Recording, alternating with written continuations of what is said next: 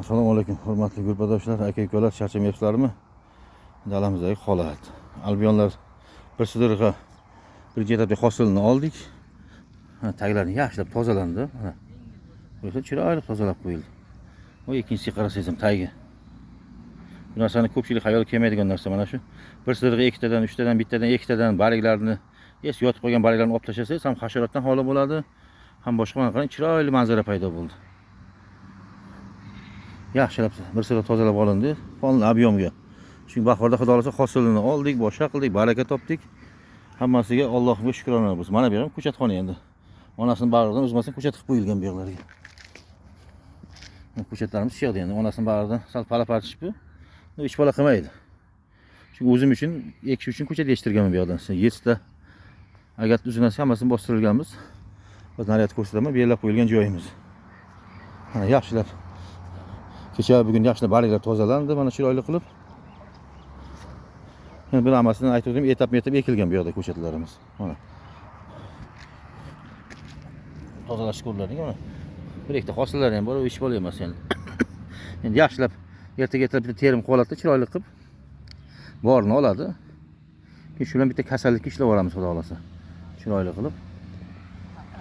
Mana bu ko'chatxona, mana ko'chatxonalarimiz. Buni atalab qilganman bilasizlar o'sha paytda. Mana shu 1, 2, 3, 4, 5, 6, 7 tarixda. Mana onasining barini ko'chat qildik. O'zimizga ekish uchun tezroq bo'ladi bu variantda. Mana bular hammasini pikropga olib tashladim o'sha. Bu mana bu yerdan bu yoqqa ob'yom oxirigacha nari katta dala. Mana jiyanlar antistres sochyapti yaxshilab. Mana ikkinchi vanlar kelyapti. Endi ikkinchi vanlasiga hasharotga kelibdi yaxshilab. Ozgina buni ham tozalab olsak ertaga 12 tarix qoldi. İşte yaxshilab hasharotga ishlaymiz. Keyin shu bilan vaqt ko'rsatadi. Mana bu yerlarni yaxshilab yerlarni shudigorlab, matablar bilan o'tib qo'ydik mana chiroyli qilib. 2 kunda 2 yig'im odam soptirib, ariqlar agatni olamiz. O'sha ko'chatlarimiz yana nari borsa 10 kun, 15 kun tayyor bo'ladi. Sirasi shu yerga ekiladi xudo xolasa. Bu dallar mana ikkinchi vanlasi kelib yotdi xudo xolasa. Mana. Bu gulshodalar ko'rinib turibdi. Lekin bu barik tozalanmagan. Tozalanmaganini sezib turibdi mana. Mana barik yo'q. Mana shu tozalab olib tashlash kerak hammasini. Boyagiga o'xshaganda bu boshqacha bo'lib turibdi.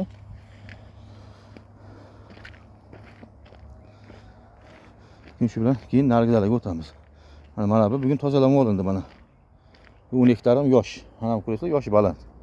Bitta 12 tarim mana. Hammasi tozalandi o'pshi. Lekin bir marta mo'ylab olingan tanoblari tanob deydi bizda. 5 kundan keyin 5 kun 6 kun qolgan tanobdan bir so'z res yulib tashlaymiz, oziqlantiramiz. Mana bular ham dona-dona bo'lib turibdi. Shunda hasharotdan xoli bo'ladi xudo xolasa. Yaxshilab hasharot dorini sochib olsangiz, tagida yotib qolgan barg bo'lmasa bo'ldi. Yerga yotib qolgan bargga dori sochasiz, tegmaydi. Hasharot qaynab chiqadi tepaga qarab. Shu tagidagi bargdan bir so'z olib tashlasangiz, chiroyli qilib joyga tushadi. Meva endi haqiqatan ham ozgina vaqtga uzildi. Nargidalarda etap-etap ekilgan. U nargidalar xudo xolasa bir 8 kun 10 kunda hosilga kirib ketadi katta maydonimiz. Mana bu ham agat, mana agatni o'zi. Bilman buzdirganim yo'q, kerak emas buzish. Ustidan bitta matabolarga o'tdi yaxshilab, bo'ldi. Qolgan agrotexnikasini qilamiz, boshqa qilamiz, yaxshilab turpog'ini tortib, tekislab, kulyonga tortib ekib yuboradilar. Shu kilerlardan bo'shagan agat bu yoq. Naryoqdagi 6 tariq albionni olib tashladim, chunki oldingi eski ko'chatim edi. Chunki eski ko'chatni qoldirish shart emas. O yana toshna yoshi 1 yosh bo'ldi endi. Luchi dedim, bitta hosilni oldik, mo'ylavini oldik-da Luchi. Uzib olib tashlab, o'sha yig'ib qo'yganman. O'sha ko'chatlar eski, bundan chiqqan butun hamma barglarni yig'ib olib bir joyga to'plab, dumaloq o'raymiz. O'rab qo'yilib, ustidan yaxshilab bitta kimyo bilan ishlab beriladi, kilyonka bilan bitta o'rab yopib qo'yasiz. O'sha yerda chirib, o'sha yerda yuvib ketadi hammasi.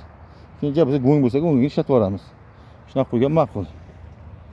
Nima ariqdagi o'tlarni ham chiroyli qilib ketmon bilan tozalab oladi ballar ertaga xudo xolasa.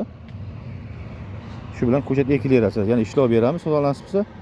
Mana masalan iyunda boshi, iyunda 15larda eksak, avgust 25ga hosilga kirib turibdi. Sentyabr, oktyabr 2 oy hosilni olsangiz ham mana shu yerga qilgan rasxodni o'zi qoplab beradi.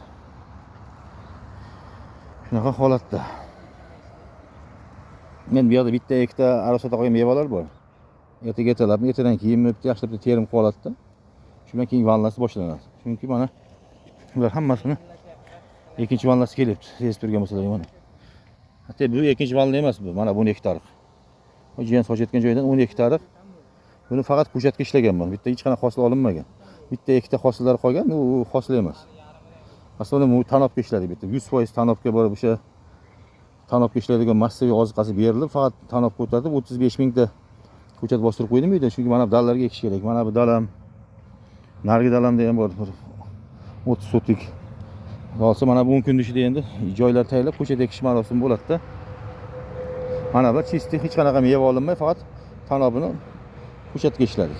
Bizga bo'ladi endi, mayli endi. Shunchalik harakat qilyapmiz, bo'ladi bizga bu.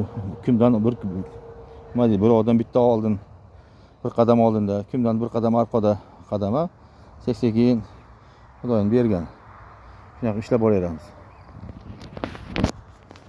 Charchamanglar, aka-ukalar, charchamanglar. Har bir dehqonning qilayotgan ishlariga Alloh taolomiz baraka bersin, rivojini bersin. Xalqimiz dasturxoniga chiroyli nozimatlar yetishtirsa charchamaylik. Kasbkorga baraka bersin. Mana shu albionlarimiz.